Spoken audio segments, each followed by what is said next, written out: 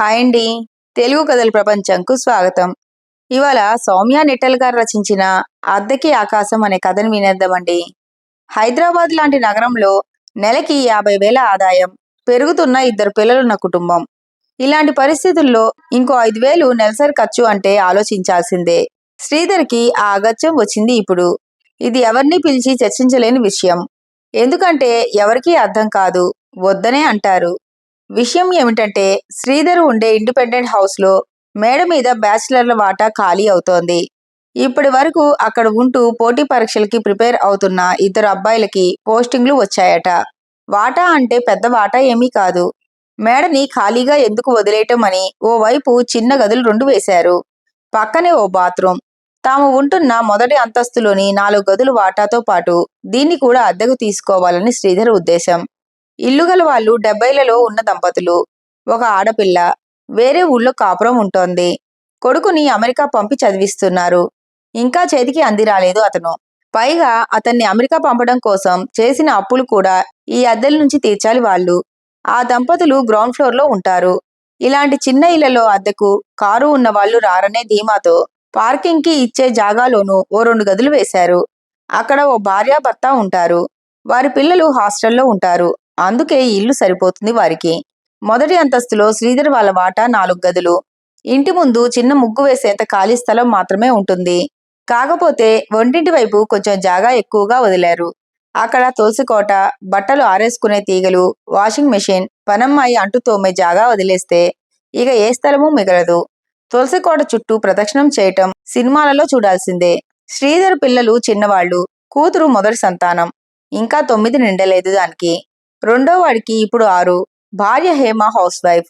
శ్రీధర్ది ప్రమోషన్లకి పెద్దగా ఆస్కారం లేని చిన్న ఉద్యోగం.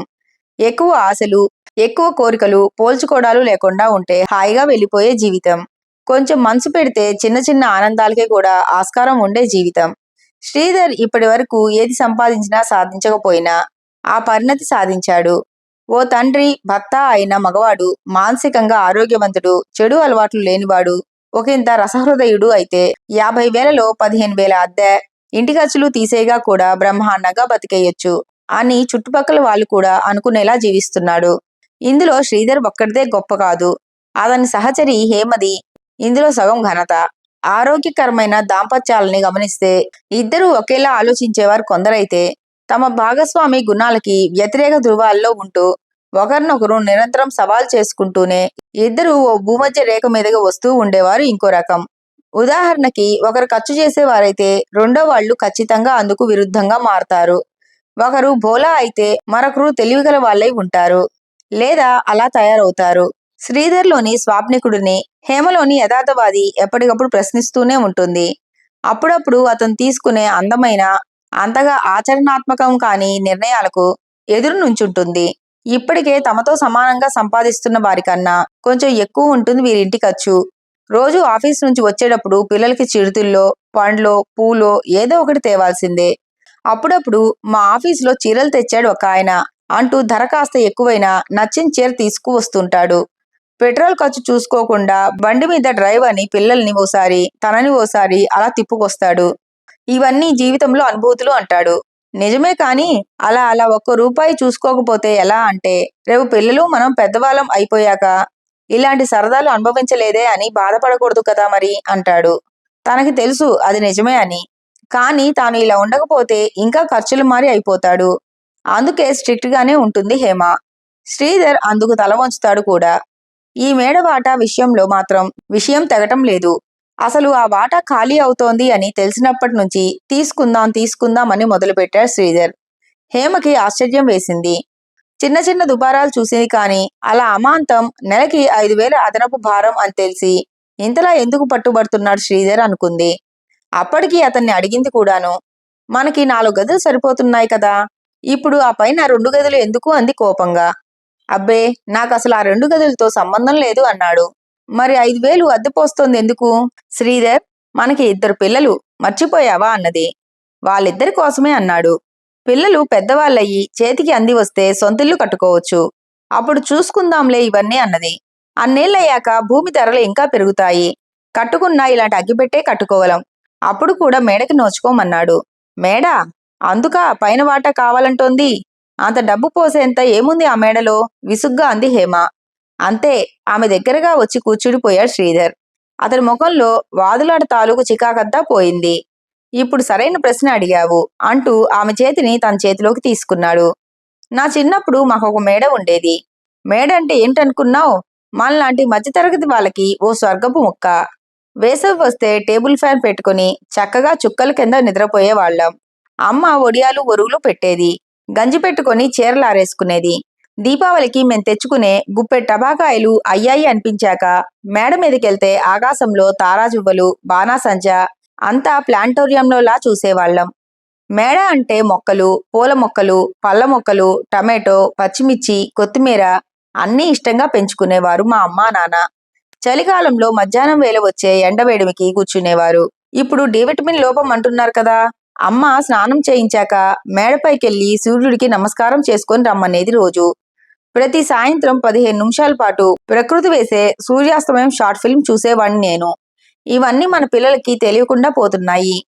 వాళ్ళ స్కూల్ కూడా ఓ బిల్డింగే. గ్రౌండ్ అన్న మాటే ఉండట్లేదు. ఏంటో. నువ్వు తలంటు పోసుకుని మేడపైన నిల్చొని తలారబెట్టుకుంటే చూడాలని ఉంది. అక్కడే నీతో కూర్చొని టీ తాగాలని ఉంది. పిల్లల బర్త్డే పార్టీకి ఎక్కడో ఫంక్షన్ హాల్ తీసుకోని అవసరం లేదు. సంక్రాంతికి గాలిపటాలు ఎగరేసుకోవచ్చు. 10 ఏళ్ల సాహచర్యంలో తాను కనీసం ఊహించలేని ఎన్నో ఆనందాల్ని తనకి చూపించాడు తన భర్త. గుక్క తిప్పుకోకుండా మేడ గురించి మాట్లాడుతుంటే ఇంకా తాను చూడవలసినవి ఇన్ని ఉన్నాయా అనిపించింది హేమకి. అతని మాటలకి ఆమె దగ్గర వాదనలేమీ లేవు. ఆలోచిస్తూ కూర్చుంది.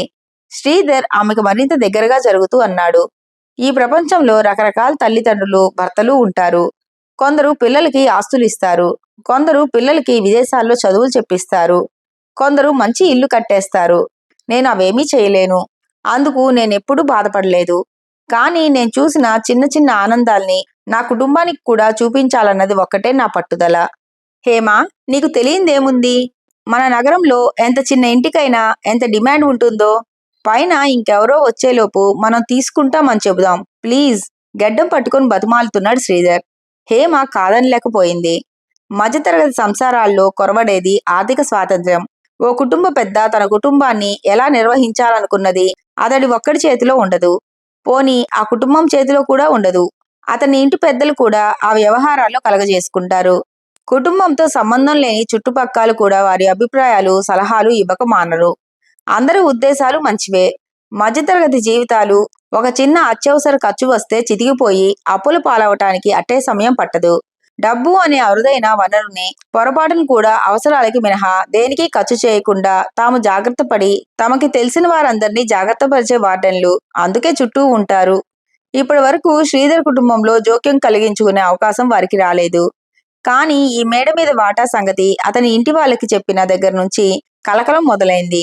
ముందుగా అతన్ని వారించింది ఎవరో కాదు, స్వయంగా ఇంటి వాళ్లే. శ్రీధర్, నువ్వు మాకు కూడా కొడుకు లాంటి వాడివే. మా వాడు ఇలా ఇంకో వాటా తీసుకుంటానంటే మేం చూస్తూ ఊరుకుంటామా?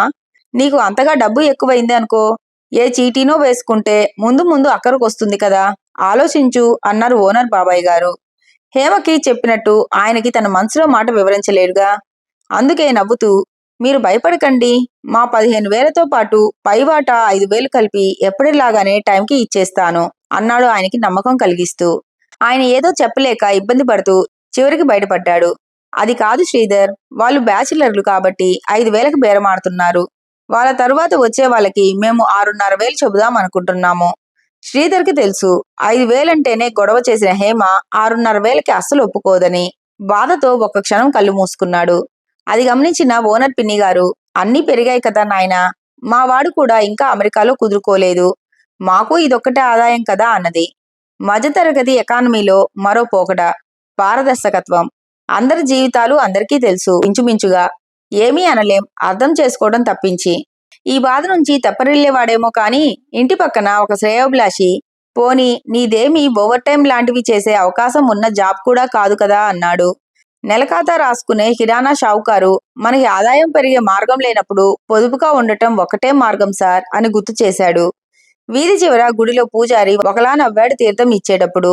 ఇలా అందరూ తమ తమ అభిప్రాయాన్ని రకరకాలుగా వెల్లడించి శ్రీధర్ గాయాన్ని మాననివ్వలేదు. అతని బలహీనతని వేలెత్తి చూపించినట్టు అనిపించింది. ఓ రోజు రాత్రి హేమ దగ్గర బాధపడ్డాడు శ్రీధర్. ఏంటి నా జీవితం? ఏదో పాజిటివిటీతో అమాయకత్వంతో నెట్టుకొస్తున్నా నిన్నాళ్ళు. నేను పెద్ద జీతాలకి ప్రయత్నాలు చేయక కాదు కదా. ఇచ్చిన జీతానికి ఉద్యోగి రక్తమాంసాలు పిండేసి కుటుంబంతో ఉండే సమయాన్ని లాగేసుకొని ఇంట్లో వాళ్ళ మీద చికాకు పడేలా చేసే ఉద్యోగాలు వద్దనుకున్నాను. అది కూడా ఓ 10,000 పుణ్యానికి. జీవితం ఏదో ఒకటే ఇస్తుందేంటో, డబ్బైనా కుటుంబంతో సమయమైనా. నేను రెండోదే ఎంచుకున్నానని గర్వపడ్డాను ఇన్నాళ్ళు. ఇప్పుడు అనిపిస్తుంది వాళ్ళే కరెక్ట్. ఇంత చిన్న ఖర్చు కూడా భరించలేని నేను ఆర్థికంగా ఓడిపోయాను హేమ అన్నాడు. విసుగ్గా లేచి వెళ్ళిపోయాడు శ్రీధర్. హేమకి అనిపించింది ఇలాంటి గొడవ జరిగాక మేడ ఉంటే అక్కడికే వెళ్ళేవాడు అని. వేదాంతంగా నవ్వుకుంది ఈ ఊహకి. శ్రీధర్తో చూసి హేమ అదృష్టవంతురాలు అనుకునే వారికి పెళ్లికి ముందు హేమ పరిస్థితి తెలీదు. తన తండ్రి ఆకస్మికంగా చనిపోయాక చుట్టాల సహకారంతో బాధ్యత తీర్చుకోవడానికి తనకి సంబంధాలు వెతకడం మొదలుపెట్టింది తల్లి. తమ్ముడు ఇంకా చిన్నవాడు. హేమ వరుసగా పెళ్లి చూపులకి వరులను కలుస్తున్న సమయం అది. ఒక అబ్బాయి సో అండ్ సో కంప్యూటర్స్ చేసే, నీకు ఉద్యోగం వేయిస్తాను మా కంపెనీలో అంటూ ఏకపక్షంగా తన జీవితాన్ని కూడా ప్లాన్ చేశాడు. ఇంకో అబ్బాయి నేనేమీ మాట్లాడను, మీరు మాట్లాడుకొని చెప్తే పెళ్లి చేసుకుంటాను అని నిర్లిప్తంగా అనేశాడు. ఇంకో అబ్బాయి ఏమీ మాట్లాడలేదు. అతనికి అసలు అక్కడికి రావటమే ఇష్టం లేదని అందరికీ తెలుస్తూనే ఉంది. ఇవన్నీ గమనిస్తున్నా ఏమీ బయటికి చెప్పలేని పరిస్థితి హేమది. అమ్మకి ఇంకో సమస్యగా మారటం ఇష్టం లేక ఎవరైనా సరే అని మనసులోనే తీర్మానించుకుంది. అయినా ఏంటో ఏ సంబంధమూ కుదరట్లేదు. ఇలాంటి తరుణంలో శ్రీధర్ వాళ్ళ సంబంధం వచ్చింది. తనకి ఇప్పటికీ గుర్తు. శ్రీధర్ తన తల్లి, తండ్రి, చెల్లితో సహా వచ్చాడు. నలుగురు ఫ్రెండ్స్ లాగా ఒకరితో ఒకరు ఉండటం గమనించింది హేమ. మాట్లాడుకోమని ఇద్దరిని వదిలేశారు ఎప్పటిలాగానే. వరుస పెళ్లి చూపుల వల్ల కలిగే నిర్వేదంలో ఉంది హేమ. కొన్ని క్షణాల నిశ్శబ్దం తర్వాత శ్రీధర్ గొంతు వినిపించింది. ఎడమ చేతి చందమామ, కుడి చేతి చందమామ అచ్చం ఒకేలాగా ఎలా వచ్చాయండి బాబు మీకు? తాను పెట్టుకున్న గోరింటాకును చూస్తూ ఆశ్చర్యంగా అడిగాడు శ్రీధర్. అప్పటి వరకు ఎటో చూస్తున్న హేమ మొదటిసారి అతని వైపు చూసింది. ఎగతాళిగా అంటున్నాడా అని. అలా అనిపించలేదు. కొంటెగా అంటున్నాడా అంటే అది లేదు. కళ్ళు పెద్దవి చేయటం వల్ల గోలీకాయల్లా కనిపిస్తున్నాయి. వాటిలో స్వచ్ఛమైన అమాయకత్వం కనిపించింది హేమకి. నవ్వొచ్చింది. మొదటిసారి అనుకుంటా పెళ్లి చూపుల్లో నవ్వింది. చిన్న సైజు గాజుని అచ్చులాగా వాడాను అన్నది. ఓ పెద్ద పజిల్ సాల్వ్ అయినట్లు ఫీల్ అయ్యాడు శ్రీధర్. ఓ భలే చిట్కా, మా అమ్మకి చెల్లికి కూడా చెప్తాను ఈసారి అన్నాడు. అక్కడి నుంచి వాళ్ళ కబుర్లు ఓ అరగంట సేపు గలగలా పారాయి. తన జీతం అప్పటికి 35,000. ఇంటి పరిస్థితుల గురించి చెప్పాడు. చెల్లికి పెళ్లి చెయ్యాలి, కానీ అందుకు కొంత ఆస్తి వెన్నుదన్నుగా ఉంది. పూర్తిగా తన జీతం మీద ఆధారపడనక్కర్లేదు. హేమ కుటుంబానికి హేమకి నో చెప్పే వెసులుబాటు లేకపోయినా చులకనగా చూడని మొదటి మగవాడు శ్రీధర్. తన గురించి అడిగి తెలుసుకున్నాడు. అతనికి చెప్పేటప్పుడు తన ఇష్టాయిష్టాలేమిటో మొదటిసారిగా తెలిసొచ్చాయి హేమకి. చందమామ, చల్లగాలి, వాన, మల్లెపూలు, మామిడి పళ్ళు. శ్రీధర్ మాటల్లో వచ్చిన ఈ పదాల్ని విన్నాక ఇదెంతో ఉంటే జీవితంలో ఓ తడి ఉంటుంది, శుష్కత్వం ఉండదు అనిపించింది. హేమకి అప్పుడు తెలిసొచ్చింది ఆ ముందు సంబంధాలన్నీ ఎందుకు కుదరలేదో. మొదటిసారి కోరుకుంది ఈ సంబంధం కుదిరితే బాగుండు అని. మనసులో అన్నవరం సత్యనారాయణ స్వామికి మొక్కేసుకుంది కూడా. సరిగ్గా 3 నెలలకి పెళ్లి. తర్వాత మొదటిసారి అన్నవరానికే వెళ్లి వ్రతం చేసుకుని మొక్కు తీర్చుకున్నారు నవదంపతులు. ఈ 10 ఏళ్లు తన నిర్ణయం సరైనదే అని రుజువు చేస్తూనే ఉన్నారు శ్రీధర్. కానీ ఈరోజు శ్రీమంతుడైన మగవాడు కూడా ఇవ్వలేని ప్రశాంతమైన కుటుంబ జీవితాన్ని సాధ్యం చేసిన తన భర్త ఓడిపోయానని భావించటాన్ని హేమ భరించలేకపోయింది. ఆఫీసు నుంచి ఏమి తీసుకురాకుండా ఇంటికి వచ్చాడు ఆ రోజు శ్రీధర్. అతని మనసులో లేదు. ఇంటాయన పలకరించాడు. ఎప్పుడు ఆనందంగా తిరిగి పలకరించి ఏమైనా కావాలా అని అడిగి కొంచెం సేపు మాట్లాడి పైకొచ్చేవాడు. ఆ రోజు మొహం తిప్పుకున్నంత పని చేశాడు. ఇంటాయన మాత్రం మాట కలుపుతూ పైన ఇల్లు ఇచ్చేశామయ్యా, ఏమనుకోవద్దు అన్నాడు. ఏదో చేజారిపోయిన భావన కలిగింది శ్రీధర్కి. బండి పార్క్ చేసి పైకి వెళ్ళాడు. ఇల్లు లాక్ చేసి ఉంది. భృగుటి ముడిపడింది. ఎక్కడికైనా వెళ్తే ఫోన్ చేస్తుంది హేమ. మామూలుగా అయితే కిందకెళ్ళి అడిగేవాడే. ఆ రోజెందుకో మొహం చెల్లట్లేదు. హేమ సెల్ ట్రై చేస్తే రింగ్ టోన్ వినిపిస్తోంది. ఆ రింగ్ టోన్ ఎక్కడి నుంచి వస్తుందా అని ధ్వని వస్తున్న దిక్కువైపు అడుగులు వేస్తున్నాడు. పక్కకి తిరిగితే పైకెళ్లే మెట్లు. ఒక్కోటి ఎక్కుతుంటే రింగ్ టోన్ కి దగ్గరవుతున్నాడు. మెట్లు ముగిశాయి. ముందుకెళ్తే మేడ. కొత్త వాళ్ళు దిగారని సాయం చేయడానికి వచ్చిందేమో అనుకున్నాడు. కానీ అక్కడ దృశ్యం చూసి నోరెళ్లబెట్టాడు శ్రీధర్. సూర్యాస్తమయం వేళ మేడ మధ్యలో 2 కుర్చీలు, మధ్యలో టీపాయ్ మీద 2 కప్పులు, ఓ ఫ్లాస్క్. పిల్లలు మేడంతా పరుగులు తీస్తూ ముట్టించుకునే ఆట ఆడుకుంటున్నారు. మూలగా ఓ కొత్త మొక్కతో ఓ కుండి, గంజి పెట్టి ఆరేసిన ఓ చీర, వీటన్నిటి మధ్య తలంటుకున్న జుట్టును నవ్వుతూ ఆరబెట్టుకుంటున్న హేమ.